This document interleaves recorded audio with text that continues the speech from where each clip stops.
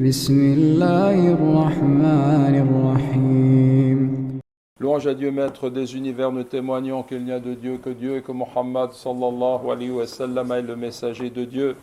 Mes chers frères et sœurs en islam, je vous recommande ainsi qu'à moi-même la piété, le fait de craindre Dieu. Allah est avec ceux qui le craignent. Mes chers frères et sœurs, la fin de ce noble mois, le mois de Ramadan, approche. Cela alors que la communauté musulmane est persécutée dans de nombreux pays, et notamment en Palestine et à Gaza. Dans le cœur du musulman se mêlent joie et tristesse. La joie d'avoir accompli le jeûne, comme l'a dit notre noble messager sallallahu alayhi wa sallam. Le jeûneur connaît deux joies, une joie au moment où il rompt son jeûne et une joie lorsqu'il rencontrera son Seigneur. Mais une immense tristesse lorsqu'il considère la situation des musulmans, exposés à un programme abject d'extermination collective. Mes chers frères et sœurs, quels sont donc en partie nos devoirs dans une telle situation ? Nous devons premièrement être du nombre de ceux qui louent et remercient le Créateur sans jamais désespérer. C'est ce que l'islam nous a appris.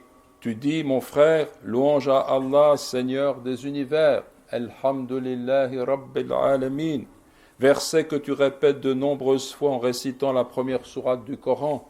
Le musulman croyant loue toujours Dieu, dans les réjouissances comme dans les nuisances. Dieu, exalté soit-il, dit « Souvenez-vous donc de moi, je me souviendrai de vous, et soyez-moi reconnaissants et ne me reniez point. » D'après Abu Musa al-Ash'ari, que Dieu soit satisfait de lui, le messager de Dieu, sallallahu alayhi wa sallam, a dit « Lorsque meurt l'enfant du serviteur, Dieu, exalté soit-il, dit à ses anges « Vous avez saisi l'âme de l'enfant de mon serviteur ?» Oui. Vous êtes emparé du fruit de son cœur? Oui. Qu'a dit mon serviteur? Il t'a loué et a dit, certes, nous sommes à Dieu et c'est à lui que nous retournons. Inna lillahi wa inna ilayhi raji'un. Construisez-lui une maison au paradis et appelez-la maison de louange. Combien de mères à Gaza ont vu leur enfant tué devant leurs yeux, puis ont levé les mains au ciel, louant Dieu, exalté soit-il, car le martyr suit un chemin qui le conduit au paradis. Beaucoup de personnes se sont d'ailleurs converties à l'islam en étant témoins de telles scènes sur les réseaux sociaux. Elles ont perçu clairement la force de la foi de ces mères croyantes qui ont perdu leur enfant. Louange à Dieu pour le bienfait que représente l'islam. Louange à Dieu pour les nombreux bienfaits de notre Créateur, que l'on ne peut ni énumérer, ni compter. Sois donc, toi qui es le serviteur de Dieu, au nombre de ceux qui le remercient du fond du cœur. Fais que cette reconnaissance soit l'élément intime qui te lie à Dieu, exalté soit-il. Nous devons deuxièmement redoubler les invocations que nous adressons à notre Seigneur. L'invocation est l'arme du croyant. Le compagnon Sa'd ibn Abi Waqqas, que Dieu soit satisfait de lui, pensait avoir du mérite sur les personnes moins considérables que lui, alors qu'il était, lui, pleinement engagé dans le combat, dans la voie de Dieu. Le prophète, sallallahu alayhi wa sallam, corrigea cette appréciation en disant « La victoire et votre subsistance vous sont-elles accordées autrement que par la présence de vos gens faibles ?» Autrement dit, c'est par les invocations des gens faibles, restés en arrière et qui ne participent pas au combat, que la victoire vous est accordée. Nous devons troisièmement nous tenir fermement à la vérité et l'exposer clairement aux gens. La Palestine a été trahie par la plupart des gouvernements arabes. Il relevait du devoir de ses dirigeants de venir au secours de leurs frères et de leurs sœurs à Gaza, en Cisjordanie et à El-Quds, à Jérusalem.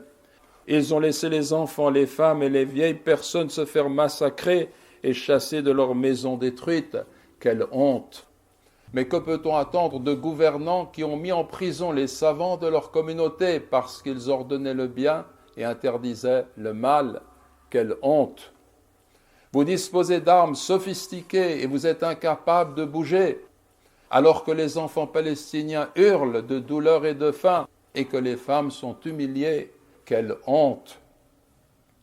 Mes chers frères et sœurs en islam, nous devons nous tenir aussi fermement à la vérité en dénonçant l'hypocrisie de la communauté internationale.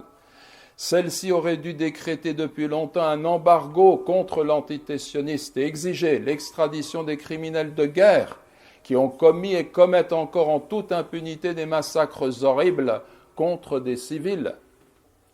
Mais que peut-on attendre d'une communauté dominée par le pouvoir de l'argent et la force de la tyrannie? Au-delà de toutes ces apparences trompeuses, il reste cette vérité. La victoire ne peut venir que de Dieu, le Tout-Puissant, l'infiniment sage. La victoire reviendra à ceux qui louent et remercient le Créateur, ceux qui invoquent leur Seigneur avec sincérité, ceux qui disent la vérité sans craindre le blâme de quiconque. Nous demandons à Dieu, glorifié et exalté soit-il, de nous guider sur toutes les voies du bien. Allahumma amin.